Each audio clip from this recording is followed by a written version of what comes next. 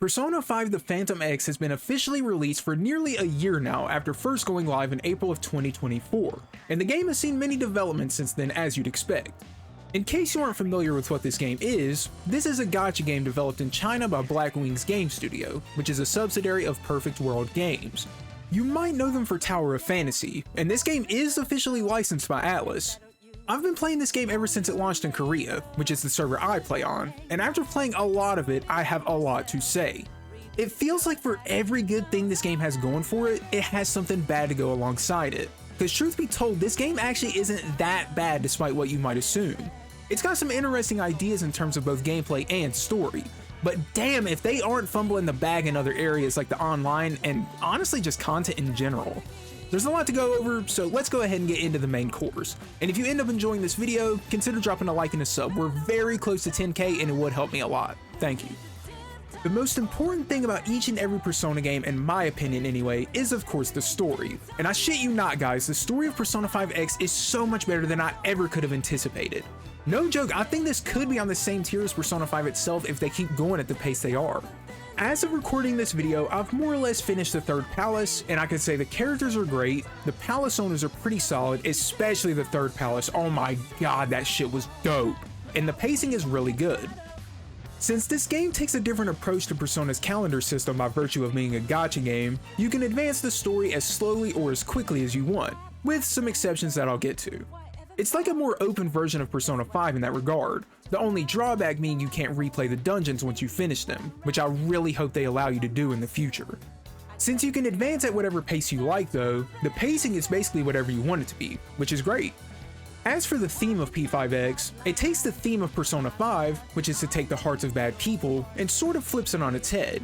The slogan of P5X is to retake your desire rather than take your heart. You're more or less on a mission to give people back their desires, since in this alternate universe, everyone's desires have already been taken. Think back to the end of Persona 5 Vanilla, if you've played that game. Yeah, that's seemingly what's going on here more or less. Since the OG thieves weren't around and we don't know the story for sure, it could be a reality where the bad guy of Vanilla just won. That's just my theory anyway, we don't know anything for sure since the game isn't anywhere close to finished yet. You're still doing the same thing to the main bad guys where you take their treasure and reform them, so to speak, so it's not radically different in that regard. There's a lot more I could go over, like how the game begins with Wonder killing Joker inside Palace, but that's a bit out of the scope for this general checking back in video. If you'd like to see me go more in depth on the main storyline though, definitely let me know, I'd be more than happy to do so. So right now our cast of characters are Wonder, who is the protagonist, Rupert, who is basically Morgana but an owl and also not as annoying, Arai Motoha, an upbeat gal who is talented at baseball and acts very silly, Shun Kano, a delinquent who happens to be a masterful cook that helps at a ramen shop, and Riko Tanamura, the student council president who comes off as cold and distant and struggles to show her emotions. I truly think if these characters were in any modern Persona game they would fit right in, which is a testament to how well written they are. Arai in particular is by far my favorite character personally, but in terms of writing I'd actually have to give it to Shun. Shun's character arc throughout the second palace rivals almost every Phantom Thief. I was on the edge of my seat during the climaxes of every arc, and it was a very welcome surprise because I really wasn't expecting much since the normal writers like Hashino weren't involved, but they did a very good job. I hope they don't fumble the bag later on. In my initial video about this game, back around the time this game came out, we only had the first palace, and I still thought the story was pretty good even then, but all the palaces that have followed have continued to get better and better. It's kind of like the direct opposite of Persona 5 itself, where in my opinion the best dungeon in that game was the first one. I don't have much more to say about the main storyline, because there isn't anything majorly flawed about it from what I've seen and what I can remember. I really enjoy the direction it's going in, and I think once it gets localized, people are going to enjoy it a lot. The second most important part of Persona, and probably the most important part for every game ever made really, is the gameplay. So how does this game shape up in comparison to the rest of the series? Well, like I said in my initial video, I think this game on paper has the greatest turn-based combat the series has ever seen. There are so many unique team compositions you can make, characters that fulfill many different set roles, different navigators, all that. But there's a catch. This is a gacha game. And you all know what that means. Oh shit, yo, a new banner just dropped, man. Let's see what's going on.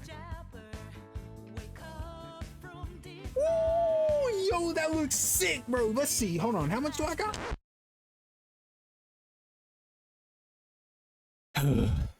This being a gacha game is the saddest shit ever because it's the main reason I've fallen off the game in recent times. Ever since Metaphor dropped, I've been playing the game less and less because gacha games are predatory by design, which is a shame really because I love the gameplay loop of Persona 5X. Like I said, there's so many different strategies you can use, but if you don't end up pulling that new unit, well, you better cough up that dough, grind for several hours straight, or just go fuck yourself. Exploring the palaces is really fun, and they function the same as the jails in Persona 5 Strikers if y'all have played that game.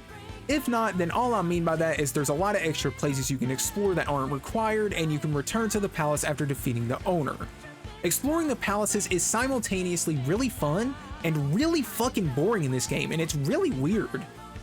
The dungeons themselves are pretty well designed, but holy fuck if they don't have some of the most boring gimmicks ever conceived by the human species attached to them as well. So for example, in the second palace, they have this camera gimmick where you have to constantly fiddle with them to open a gate or something like that. And sure, it goes with the story of the palace owner, but did y'all have to use it over and over again? It made it feel like a total chore, but again, it's not all bad. The dungeons have a lot of verticality and unique design choices, and they're both visually and functionally distinct from the palaces and dungeons in any other Persona game, so they did a good job in that regard. They even made mementos better in this game, believe it or not. It's still kinda tedious, but it acts more like a standard dungeon now rather than a randomly generated labyrinth that quite frankly feels like a waste of time. Speaking of waste of time, since this is a gacha game, there's obviously gotta be roadblocks that slow down your progress just for the sake of doing it. I wasn't joking when I said every good thing this game has going for it has something bad right alongside it. So randomly throughout the story or whatever, there will be a level requirement you need to fulfill to progress, and leveling up in this game is a long and arduous process. The only real way to level up is by doing your dailies. Beyond that, I mean, you're not spoiled for choice, let's just put it that way. I was watching my friend play, and at one point in the dungeons, you need to be like level 47 to defeat the main bosses. And after playing more than literally anyone I know and doing almost everything I can think of, he was only about level 38. There's just so many deliberate choices to make you feel more compelled to log in and do those dailies, which I just can't get down with, man. It's too predatory of a game design for me to give a pass on. Something I will give this game flying praise for though is adding Online Tycoon. Yes, Online Tycoon. You know that card game from Persona 5 Royal? This is the most goated addition to the game's history, no joke, and it could add damn near limitless replay value if you like that minigame. It's kinda like the triple triad of Persona if y'all are familiar with Final Fantasy, and the best part is you don't need to interact with the gacha mechanics to enjoy this one, so a massive W for me on this one. Keep things like this coming.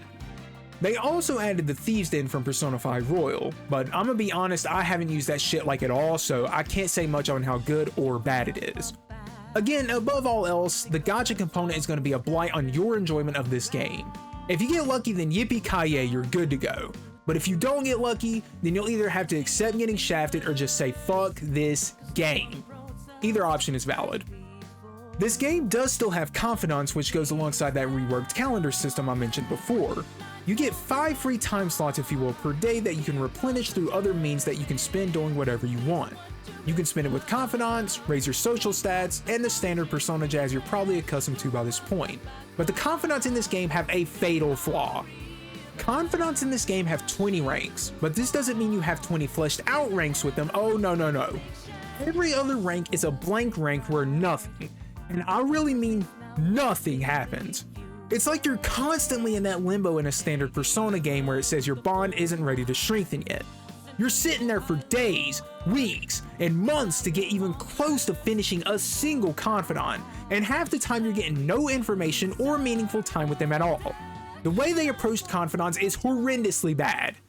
This same exact idea was applied for the social stats as well. Instead of 5 ranks for the social stats, there's now 20 ranks. And for some of the ranks, you don't get any closer to spending time with a Confidant at all. You just don't get anything. It's just yet another way to waste your time, which this game isn't lacking in ways to do already.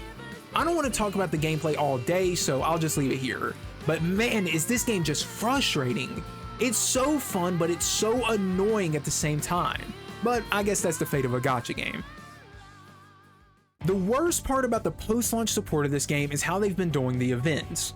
For the past year, all we've been doing is going back through all the dungeons of Persona 5, but this time the cast of P5X have some sort of involvement. Maybe this is cool for some, but as someone who has played Persona 5 I don't even know how many times, this is the last thing I'm looking to do. Not only that, the event structure is so fucking boring because they've been doing the exact same thing for every single event. There's always an event for going through the dungeon again, and there's always an event where you fight the exact same enemy for several levels.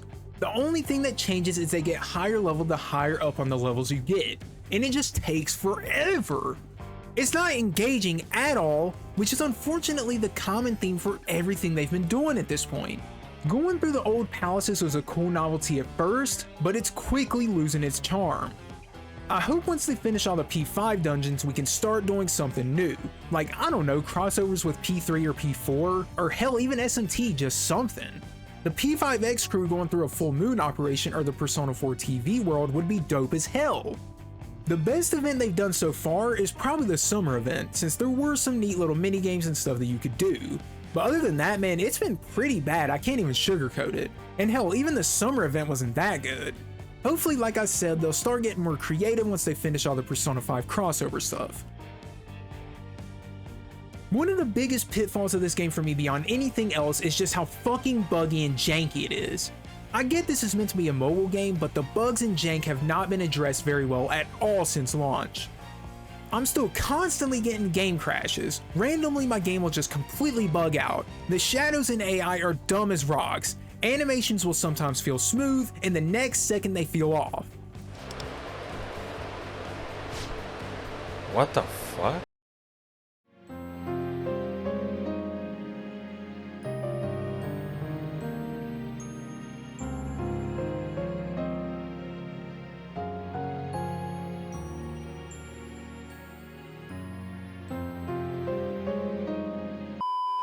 Like there's always something awry with how this game functions and is presented. The soccer minigame is the biggest culprit of this. I swear to Yaudabout, this is the most jank thing I've ever seen in Persona. Not only does it just not feel responsive at all, but just look at these animations, it's fucking uncanny valley.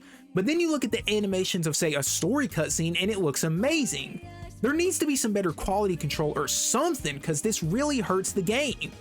Hopefully by the time it gets localized, it'll mostly be ironed out, but considering it's already been a year, I'm not holding my breath. Then, like I said, the game is constantly crashing over and over again. If you look at some of the messages I've sent to the Discord me and my friends are in, you can see just how much fun it is dealing with these glaring issues. It's funny because apparently the game works flawlessly on the phone, so I guess they really just said fuck the PC players. Going back to the point about the AI in Shadows, the security level in Shadows might as well not even exist, because look at what's happening on the screen. They will never detect you unless you stand still right in front of them for a good 5 seconds, which at that point, why even bother putting it in the game? I get it's a phone game so it needs to be more forgiving, but good lord bro, this is a little overkill, don't you think?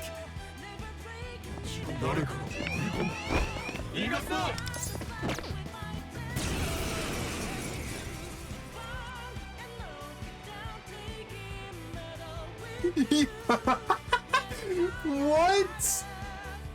I could go on and on about all the weird shit that happens in this game, but I'd be beating a dead horse. So all I'll say is Blackwing Studio definitely needs to address the jankiness in this game going forward.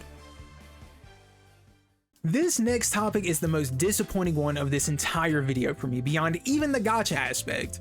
The online functionality of this game is still the most dog water thing I have ever seen in my entire life. Persona as a series is all about making bonds with people, interacting with people, having an open mind, this, that, and the other. So P5X could have been a perfect way to actually blend these aspects into, you know, real people connecting with real people. This is the only game that would be able to do that. So what have they done in the past year to implement any sort of online connectivity? Absolutely fucking nothing, bro. For the past year, I've been waiting for any sort of online functionality, like maybe online raids, some sort of campaign, just something. But all we've gotten in the past year is Tycoon, a chat room that almost no one uses, and a hub that you have to do just jack shit in. There's nothing to do in there. You might as well just go fuck yourself. Just awesome. Just great, great, great. I'm not asking for a gargantuan online experience, just some way we can interact with other players other than the most primitive text chat you've ever seen and Tycoon. But there is no way, and at this point I don't think they have plans to ever make a way, which is a damn shame. This was the aspect I looked forward to the most in my initial impressions video, and they let me down, that's for damn sure. The last major thing I'll say about the changes to the game over the past year is they have made really good changes to the gacha system to make it less cringe, so there's that at least. Before their new system, it was like most other gacha games that I've seen anyway, where after so many rolls you run a 50-50 on whether you get the new unit or another featured one, and then once you hit pity, you get the new character. It was fairly generous even back then, but this new system is way better if you ask me. The way it works now is that the 50-50 is gone, but the ceiling for pity has been lowered, and the pulls you put on one banner toward pity carries over to the next banner if you don't end up getting the new unit you want or for whatever reason you just stop summoning. I think this is a way better decision because getting to that 50-50 and losing was the most annoying shit known to mankind, so this will definitely lower the annoyance across the board. If you do like the aspect of the 50-50 though, then you can choose to summon with that format, so it's just a win-win all around. It can't all be sunshine and rainbows though. The weapon banners still use the 50-50 format and do not have the new format. I got Kasumi through pity and not her weapon, and without a decent weapon on her, she's not that good, so fuck me. Fuck gacha mechanics. Now that we've talked about the story, gameplay, bugs and jank, online, and the gacha system, the real question is, have they done a good job in the past year with the post-launch support? I'd say overall, fuck no, man. No. Is what I initially thought, but the more I made this video, the more I thought about it and the more I played it, they have done a pretty good job. The game has gotten a lot better since launch. There's been a lot of features added. I mean, gacha system's better. I can't really complain too much. I was being a little bit harsh. It does need some work, but I'll say they did pretty good so far. Once it gets localized, I'm certain people are going to warm up to it since the story is good and the gameplay itself is fun even despite the gacha mechanics. I've yapped on long enough though, so I'm just going to leave it there. But before you go, would you like to see me make more P5X content in the future? Definitely let me know in the comments, and if you enjoyed this video, consider dropping a like and a sub. We are so close to 10k and it would mean a lot to me. I'll even give you a free cookie as always. Here you go, homie.